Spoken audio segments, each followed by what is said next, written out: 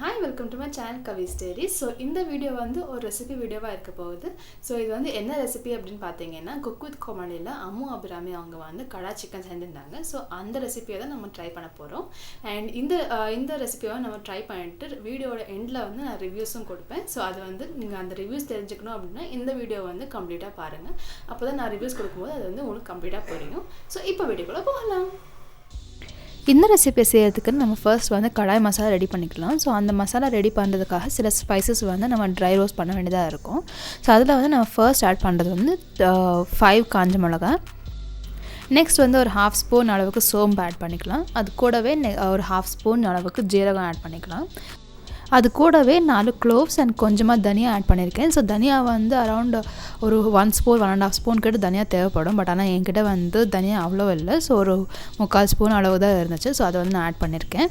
Lateran வந்து நம்ம தனியா பொடி ஆட் பண்ணிக்கலாம். இப்போ வந்து பெப்பர் கார்ன்ஸ் எல்லாம் ஆட் பண்ணிக்கலாம்.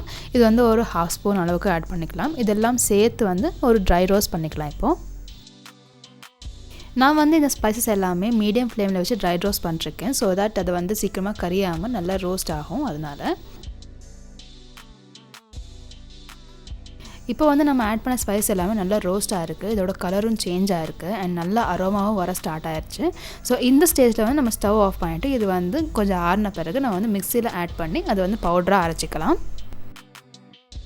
நான் வந்து இந்த கடை சிக்கனுக்கு எவ்வளோ தேவையோ அவ்வளோ மட்டும்தான் இந்த ஸ்பைஸ் எல்லாம் ஆட் பண்ணியிருக்கேன். ஸோ உங்களுக்கு தேவைப்பட்டுச்சு அப்படின்னா நீங்கள் வந்து இன்னும் கொஞ்சம் குவான்டிட்டி அதிகமாக பண்ணி அதை வந்து நீங்கள் ஸ்டோர் பண்ணியும் வச்சுக்கலாம். கெட்டு போகாது. இப்போ வந்து நம்ம ரோஸ்ட் பண்ண ஸ்பைசஸ் எல்லாமே ஒரு ஸ்மூத் பவுடராக அரைச்சிக்கலாம். நம்ம இந்த ரெசிபியை குக் பண்ண ஆரம்பிச்சிடலாம். ஸோ அதுக்கு வந்து ஒரு பேனில் ஒரு 3 to 4 spoons of oil add பண்ணியிருக்கேன். ஸோ நீங்கள் எந்த ஆயில் யூஸ் பண்ணுறீங்களோ அந்த ஆயில் நீங்கள் ஆட் பண்ணிக்கலாம். இங்கே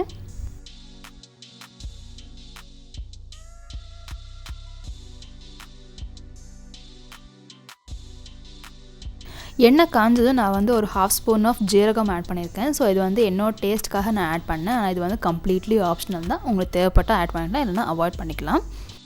இது கூடவே ஒரு 4 ரெட் சில்லிஸ் ஆட் பண்ணிக்கலாம். ஸோ இது வந்து உங்களோட காரத்துக்கு ஏற்றபடி நீங்கள் வந்து சேஞ்ச் பண்ணிக்கலாம். எனக்கு வந்து கொஞ்சம் ஸ்பைஸியாக தான் நல்லாயிருக்கும் அப்படின்னு தோணுச்சு. ஸோ அதனால் நான் வந்து ஒரு 4 காஞ்ச மிளகாய் ஆட் பண்ணியிருக்கேன். இது கூடவே நம்ம வந்து பட்டையும் ஆட் பண்ணிக்கலாம். அண்ட் இது எல்லாமே சேர்த்து ஃப்ரை ஆனதும் அதுக்கு அடுத்து வந்து நம்ம வந்து சாப் பண்ண ஆனியன்ஸ் வந்து ஆட் பண்ணிக்கலாம்.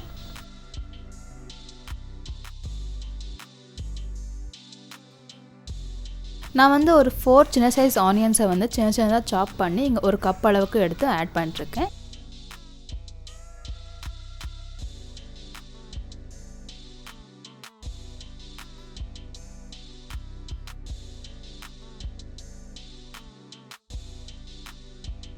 ஆனியன் வந்து கொஞ்சம் வதங்கினதுக்கு பிறகு நான் வந்து கறி லீவ்ஸை வந்து வாஷ் பண்ணி ஆட் பண்ணிட்டுருக்கேன். ஸோ எனக்கு வந்து ஆயிலில் வந்து கறி லீவ்ஸ் ஆட் பண்ணதுக்கு ரொம்பவே பயம். அது வந்து எண்ணெய் எங்கே தெரிச்சிருமோ அப்படின்ற பயம் இருக்குது. ஸோ அதனால் நான் வந்து ஆனியன்ஸ் ஆட் பண்ண பிறகு தான் கறி லீவ்ஸ் எல்லாம் ஆட் பண்ணுவேன்.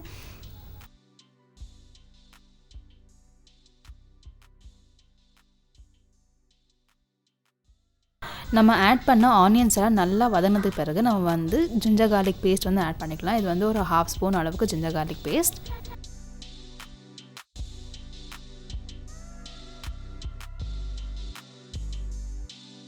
ஜிஞ்சர் கார்லிக் பேஸ்ட்லாம் ஆட் பண்ணி நல்லா ஃப்ரை ஆன பிறகு நல்ல ஒரு வாசனை வரும்.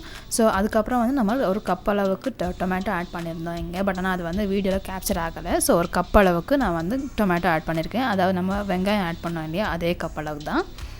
தக்காளி வதங்கிறதுக்கு வந்து நான் கொஞ்சமாக சால்ட் ஆட் பண்ணியிருந்தேன். பட் ஆனால் அதுவும் கேப்சர் ஆகலை வீடியோவில். பட் ஆனால் அது வந்து நான் இங்கே சொல்லிக்கிறேன். ஸோ நான் வந்து கொஞ்சமாக சால்ட் ஆட் பண்ணியிருந்தேன்.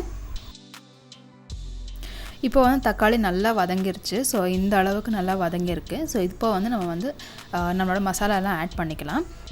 என்னென்ன மசாலா ஆட் பண்ண போகிறோம் அப்படின்னு பார்த்தீங்கன்னா நம்ம அரைச்ச கடாய் மசாலா இருக்குது இல்லையா, ஸோ அது வந்து ஒரு 2 ஸ்பூன்ஸ் ஆட் பண்ணிக்கலாம். ஸோ அது கூடவே கொஞ்சமாக சில்லி பவுடர், தனியா பவுடர் அண்ட் டர்மரிக் பவுடர் தான் ஆட் பண்ண போகிறோம். சில்லி பவுடர் அண்ட் தனியா பவுடர் வந்து நம்மளோட காரத்துக்கு ஏற்றபடி நம்ம வந்து அட்ஜஸ்ட் பண்ணிக்கலாம். ஸோ உங்களுக்கு எவ்வளோ தேவைப்படுதோ நீங்கள் அவ்வளோ ஆட் பண்ணிக்கலாம், இல்லைன்னா அவ்வளோ அட்ஜஸ்ட் பண்ணிக்கலாம். நான் வந்து மசாலா ரோஸ்ட் பண்ணும்போது தனியா வந்து வீட்டில் கொஞ்சமாக இருந்துச்சு. ஸோ அதனால கொஞ்சமாக ஆட் பண்ணுறேன். கடைசியில் வந்து தனியா பவுடர் ஆட் பண்ணிக்கிறேன் கொஞ்சம் எக்ஸ்ட்ராவா அப்படின்னு நான் சொல்லியிருந்தேன். ஸோ அதனால வந்து நான் கொஞ்சம் எக்ஸ்ட்ராவாக தனியா பவுடர் ஆட் பண்ணியிருக்கேன். ஸோ உங்களுக்கு தனியா ரா தனியா ஆட் பண்ணோம் அப்படின்னா நீங்கள் அதை ஆட் பண்ணிவிட்டு தனியா பவுடரை நீங்கள் ஸ்கிப் பண்ணிக்கலாம். இந்த மசாலா எல்லாம் தக்காளியோட சேர்த்து நல்லா மிக்ஸ் பண்ணிக்கலாம். அதோடு சேர்த்து கொஞ்சமாக தண்ணி வேணும்னா தெளிச்சிக்கலாம். ஸோ தட் அது வந்து அடி பிடிக்காமல் இருக்கும். இப்போ வந்து நம்ம வாஷ் பண்ணி வச்ச சிக்கனை வந்து ஆட் பண்ணிக்கலாம்.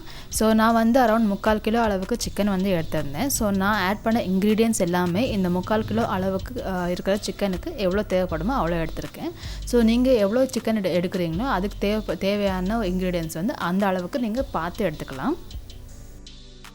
நம்ம ஆட் பண்ண இந்த சிக்கனை வந்து நல்லா மசாலாவோட மிக்ஸ் பண்ணி அது கூட வந்து கொஞ்சமாக தண்ணியை தெளித்து நல்லா குக் பண்ண வைக்கலாம். ஸோ நான் வந்து தண்ணியை வந்து கொஞ்சமாக தான் ஆட் பண்ணியிருக்கேன். ஸோ நிறைய சேர்க்க வேண்டாம். ஏன்னா சிக்கனில் இருந்து நிறைய தண்ணி வெளியே வரும்.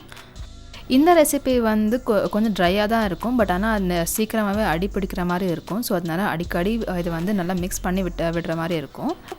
நான் வந்து அப்பப்போ தண்ணியை தெளித்து நான் வந்து குக் பண்ணிட்டுருந்தேன். அதாவது ஒரு 2 ஸ்பூன்ஸ் ஆஃப் வாட்டர் அந்த மாதிரி ஆட் பண்ணி தான் குக் பண்ணிட்டுருந்தேன். ஸோ ஆன் த ஹோல் வந்து இது ஒரு ஹாஃப் கப் ஆஃப் வாட்டர் அளவுக்கு தான் இருக்கும். ஸோ இப்போ வந்து தண்ணியோடு சேர்த்து நல்லா மிக்ஸ் பண்ணிவிட்டு பிளேட்டை போட்டு மூடி ஒரு 5 to 10 minutes குக் பண்ணிடலாம்.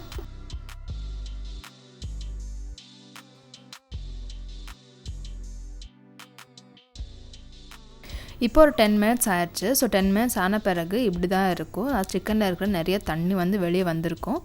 அண்ட் சிக்கன் வந்து இந்த தண்ணியிலேயே தான் குக் ஆகுற மாதிரி இருக்கும். நம்ம வந்து எக்ஸ்ட்ராவாக எந்த தண்ணியும் ஆட் பண்ண போகிறதில்ல. இந்த ஸ்டேஜில் வந்து நம்ம உப்பு காரமெல்லாம் பார்த்து அட்ஜஸ்ட் பண்ணிக்கலாம். அண்ட் ரொம்ப இம்பார்ட்டண்ட்டான விஷயம் என்ன அப்படின்னு பார்த்தீங்கன்னா, இதுக்கப்புறம் வந்து இருக்கிற தண்ணியெல்லாம் வற்ற ஆரம்பிக்கும்.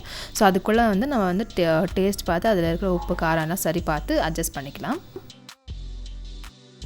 நான் ஆல்ரெடி சொன்ன மாதிரி சிக்கன் வந்து ரொம்பவே சீக்கிரமாகவே ட்ரை ஆக ஆரம்பிச்சிருச்சு. ஸோ இங்கே பார்த்தா வந்து நிறைய தண்ணி வந்து வெளியே இருக்கிற மாதிரி தெரியும். பட் ஆனால் அடியில் வந்து அவ்வளோவா தண்ணி இருக்காது. சீக்கிரமாகவே அடி பிடிக்க ஆரம்பிச்சிருச்சு. ஸோ அதனால் நான் வந்து கைவிடாமல் கிளறிட்டே இருக்கிற மாதிரி இருக்கும். ஸோ இப்போ வந்து நம்ம கடைசியில் கொஞ்சமாக அந்த கடாய் மசாலாவை ஆட் பண்ணிக்கலாம். இந்த ஸ்டேஜில் வந்து நம்ம கடாய் மசாலா ஆட் பண்ணும்போது நல்ல ஒரு வாசனையாகவும் இருக்கும், நல்ல ஒரு ஃப்ளேவராகவும் இருக்கும். பட் ஆனால் இந்த மசாலா வந்து நம்ம கடைசியில் ஆட் பண்ணும்போது நம்ம எவ்வளோ ஆட் பண்ணோம் அப்படின்னு ரொம்பவே இம்பார்ட்டண்ட். அது ஏன் அப்படின்றத நான் வீடியோட கடைசியில் ரிவ்யூவில் சொல்லியிருக்கேன். இந்த மசாலாவை ஆட் பண்ணி நம்ம வந்து ஒரு 1 நிமிஷம் வரைக்கும் நல்லா குக் பண்ணிவிட்டு அதுக்கப்புறம் நம்ம வந்து சர்வ் பண்ண ஆரம்பிச்சிடலாம். இப்போ வந்து ஒரு 1 நிமிஷம் வரைக்கும் நல்லா குக் ஆகிருக்கு. அண்ட் சிக்கனில் இருந்த தண்ணி எல்லாமே வற்றி போயிடுச்சு. அண்ட் நல்ல ஒரு டேஸ்ட் அண்ட் அரோமா வந்துட்டுருக்குது. ஸோ இந்த ஸ்டேஜில் நம்ம ஸ்டவ்வை ஆஃப் பண்ணிடலாம்.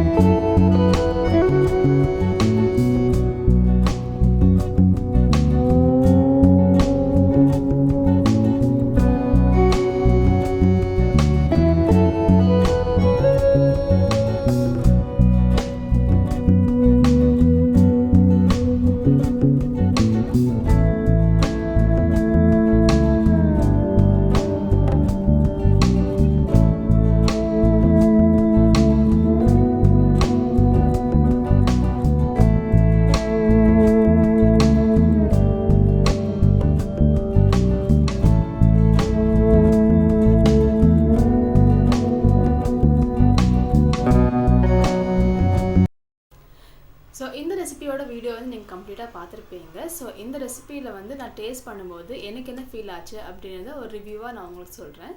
ஸோ ஆக்சுவலி இந்த ரெசிபியை வந்து நான் சாப்பிடும்போது எனக்கு வந்து என்னென்ன டிஃப்ரென்ஸ் தெரிஞ்சுது அப்படின்னு பார்த்தீங்கன்னா, இதில் வந்து கொஞ்சம் உப்பு வந்து கொஞ்சம் கம்மியாக இருந்துச்சு அண்ட் காரம் வந்து கொஞ்சம் அதிகமாக இருந்துச்சு. இது வந்து காரம் ஏன் அதிகமாக இருந்துச்சு அப்படின்னு பார்த்தீங்கன்னா இது வந்து நம்ம வந்து ஒரு மசாலா அரைச்சோம் இல்லையா. ஸோ நம்ம வந்து ஸ்பைஸ் எல்லாம் ரோஸ்ட் பண்ணி அதை வந்து மசாலாவாக அரைச்சோம். ஸோ அது வந்து நம்ம லாஸ்ட்டாக போடும்போது கொஞ்சம் எக்ஸ்ட்ராவாக போட்டேன். ஸோ அதுதான் இது வந்து கொஞ்சம் காரமாக இருந்துச்சு. பட் ஆனால் நீங்கள் வந்து உங்களோட டேஸ்ட்டுக்கு ஏற்றபடி நீங்கள் அதை அட்ஜஸ்ட் பண்ணிக்கலாம். மற்றபடி அடிஷ்னலி இதோட டேஸ்ட் வந்து ரொம்பவே நல்லா இருந்துச்சு, கொஞ்சம் ஸ்பைஸியாக இருந்துச்சு. அண்ட் ஆல்சோ இதோட சிக்கன் வந்து குக்கான விதம் வந்து ரொம்பவே நல்லா இருந்துச்சு. அண்ட் இந்த சிக்கனில் வந்து இந்த மசாலா எல்லாமே ரொம்பவே நல்லா இறங்கி இருந்துச்சு. அண்ட் இதோட டேஸ்ட் வந்து ஆக்சுவலி ரொம்பவே டேஸ்டியாக இருந்துச்சு. அண்ட் கூட வந்து கொஞ்சம் ஆனியன் வச்சு சாப்பிடும்போது இன்னும் அட்டகாசமாக இருக்கும். ஸோ எனக்கு வந்து ரொம்ப ஃபேவரட்டாக இருந்துச்சு இந்த பர்டிகுலர் கடாய் சிக்கன். இந்த ரெசிபியை வந்து நான் ஃபர்ஸ்ட் டைம் ட்ரை பண்ணியிருந்தேன். ஸோ கொஞ்சம் உப்பு கம்மியாக காரம் கூடையாக இருந்தாலுமே இந்த டேஸ்ட் வந்து ரொம்பவே நல்லா இருந்துச்சு. அண்ட் இது வந்து ஆனியன் கூட வச்சு சாப்பிடும்போது ரொம்ப டேஸ்டியாகவும் இருந்துச்சு. அண்ட் இது வந்து நம்ம சப்பாத்தி இல்லை ரைஸ் இல்லை தோசை அந்த மாதிரி கூட வச்சு சாப்பிட்டா ரொம்ப நல்லாயிருக்கும். இது வந்து நான் ட்ரை பண்ணியிருந்தேன். ஸோ இது வந்து நீங்கள் இன்கேஸ் ட்ரை பண்ணுறீங்க அப்படின்னா மறக்காமல் கமெண்ட் செக்ஷனில் வந்து கமெண்ட் பண்ணுங்கள். So I will be very happy to read that. இந்த வீடியோ வந்து உங்களுக்கு பிடிச்சிருந்துச்சுன்னா மறக்காமல் நம்ம சேனல் கவிஸ் டேஸ்க்கு லைக் ஷேர் சப்ஸ்கிரைப் பண்ணுங்கள். கூட பக்கத்தில் இருக்கிற பெல் ஐக்கனையும் கிளிக் பண்ணுங்கள். அப்போ தான் நான் எப்போல்லாம் வீடியோஸ் போடுறேன்னா அப்போல்லாம் உங்களுக்கு நோட்டிஃபிகேஷன் வரும். அண்ட் ஆல்சோ நம்ம சேனல் இருக்கிற மற்ற கண்டென்ட்ஸ் எல்லாமே செக் அவுட் பண்ணுங்கள். உங்களுக்கு பிடிக்கக்கூடிய நிறைய கண்டென்ட்ஸ் அவைலபிளாக இருக்குது. டிஸ்கிரிப்ஷனில் வந்து நான் என்னோட இன்ஸ்டாகிராம் ஹேண்டிலோட லிங்க்கும் கொடுத்துருக்கேன். ஸோ இன்கேஸ் நீங்கள் அதை பார்த்து நீங்கள் ஃபாலோ பண்ணணும் அப்படின்னு நினச்சிங்கன்னா நீங்கள் அதையும் ஃபாலோ பண்ணிக்கலாம். அண்ட் இதோட இந்த வீடியோ முடியுது. And see you on the next video. Thank you for watching.